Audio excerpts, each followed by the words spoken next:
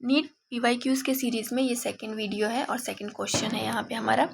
इसमें हम लोग को क्वेश्चन क्या बोलता है वो देखना होगा। आइडेंटिफाई द रॉन्ग स्टेटमेंट, यहाँ पे हम लोग को रॉन्ग स्टेटमेंट फाइंड आउट करना है। अगर इस टाइप का क्वेश्चन दिखे तो हम लोग को अगर रॉन्ग या फिर राइट पूछ रहा है तो सबसे पहले उसको आप हाईलाइट कर लीजिए या फिर गोला कर लीजिए। अब यहाँ पे पहला स्टेटमेंट ये बोल रहा है कि when expose to antigen antibodies are produce in the host body is called an active immunity.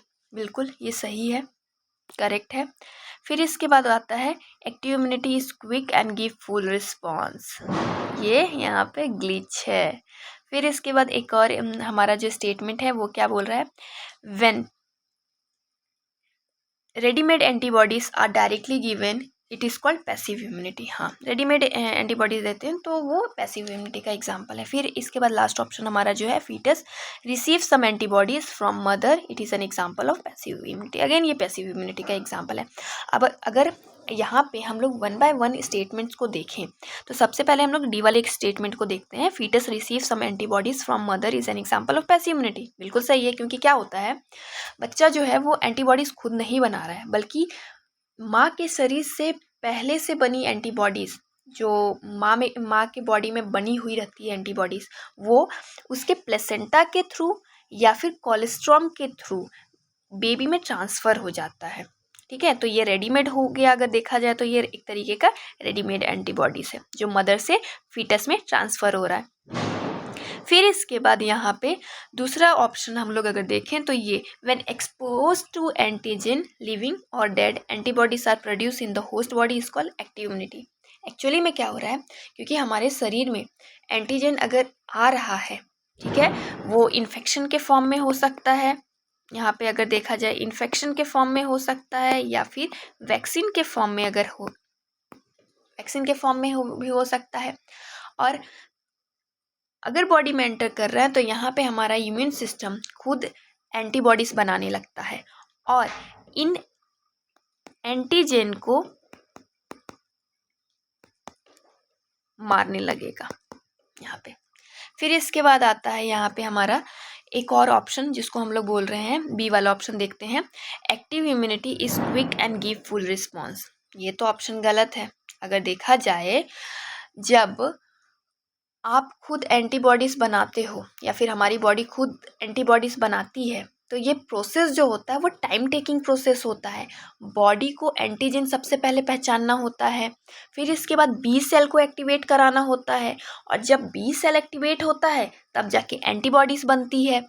पर ये जो है ये क्विक और फुल रिस्पॉन्स नहीं देता है, ठीक है, क्योंकि एक्टिव इम्यूनिटी जो होता है वो स्लो होता है, ठीक है, पर ये काफ़ी स्ट्रॉन्ग होगा और साथ ही साथ ये लॉन्ग लास्टिंग होता है। जबकि पैसिव इम्यूनिटी में ऐसा कुछ नहीं होता है, उसमें रेडीमेड हम लोग एंटीबॉडीज़ देते हैं और वो रेडीमेड एक तो क्विक होता है और लॉन्ग टर्म के लिए नहीं होता है, उसको हम लोग टेम्पररी बेसिस के लिए देते हैं। इसीलिए बोलते हैं पैसिव इम्यूनिटी जो होता है वो क्विक होता है और शॉर्ट लिव होता है, और एक्टिव इम्यूनिटी जो होगा वो क्विक नहीं होता है, वो टाइम टेकिंग होता है, टाइम टेकिंग प्रोसेस है, स्लो अगर बोला जाए तो, पर इसका जो इफ़ेक्ट होगा वो काफ़ी स्ट्रॉन्ग होगा और लॉन्ग टर्म का होगा। ठीक है, फिर इसके बाद आता है हमारा एक और लास्ट ऑप्शन जो छूट गया है, वो है when readymade antibodies are directly given is called passive immunity. अब वैसी बात है, हम लोग अभी जस्ट इसके बारे में बात की है कि एंटीबॉडीज़ अगर तैयार मिलती है, जैसे कि रेबीज एंटी सीरम हो गया, स्नेक वेनम एंटी वेनम जिसको हम लोग बोलते हैं, ये क्या है, ये रेडीमेड है, और इसको जैसे ही स्नेक अगर बाइट करता है तो उसके अगेंस्ट में, उसके वेनम के अगेंस्ट में यहाँ पर हम लोग एंटी वेनम देते हैं। ठीक है, तो ये सारे जो हैं हमारे ऑप्शन थे, इसके एक्सप्लेनेशन थे। तो यहाँ पर अगर रॉन्ग स्टेटमेंट हम लोग देखें तो ये होगा, इसका आंसर बी होगा।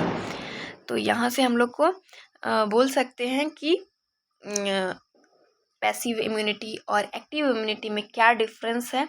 तो यहाँ से हम लोग अगर इसको समराइज़ करें तो सिंपली हम लोग अगर बोलें तो यहाँ पे बोल सकते हैं कि जब बॉडी खुद अपना एंटीबॉडीज़ बनाने लगता है तो उसको हम लोग एक्टिव इम्यूनिटी बोलते हैं, ठीक है। और अगर वो क्विक बॉडी खुद एंटीबॉडी नहीं बना पाता है, उसको रेडीमेड एंटीबॉडीज दिया जाता है, तो उसको हम लोग पैसिव इम्यूनिटी बोलते हैं। और पैसिव इम्यूनिटी कैसा होगा, इफेक्टिव होगा, ठीक है। इफेक्टिव इन द सेंस बोलने का मतलब है वो तुरंत काम करेगा, ठीक है, क्विक होगा ये, बट ये टेम्पररी पीरियड के लिए यहाँ पे होगा। और वहीं पे अगर एक्टिव इम्यूनिटी की बात करें तो एक्टिव इम्यूनिटी कैसा होगा, ये एक तो स्लो होता है। एक्टिव इम्यूनिटी कैसा होता है, स्लो होगा, लॉन्ग टर्म होगा, इसका इफेक्ट लॉन्ग टर्म इफेक्ट हम लोग को देखने को मिलेगा। और ये बेसिकली मेमोरी पे काम करता है, ठीक है। और second primary memory, secondary memory के बेसिस पे काम करता है। तो जब इसको हम लोग डिस्कस करेंगे एज अ होल पूरा, तो ये टॉपिक तब मैं यहाँ पे इसको बारे में बताऊंगी। तो इतना से हम लोग बोल सकते हैं, इतना से हमारा क्लियर होगा। एक्टिव इम्यूनिटी का भी थोड़ा सा आइडिया मिल गया, पैसिव इम्यूनिटी का भी आइडिया आ गया।